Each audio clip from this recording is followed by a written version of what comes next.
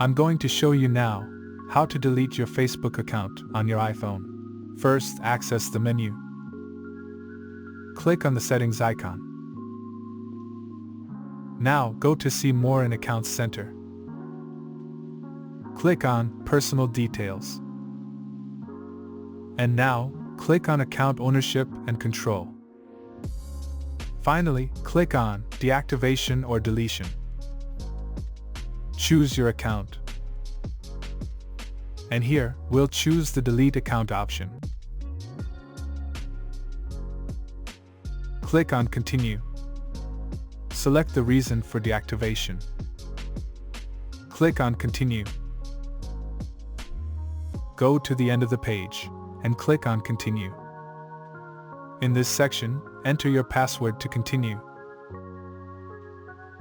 And finally, if you're sure you want to delete, click on Continue.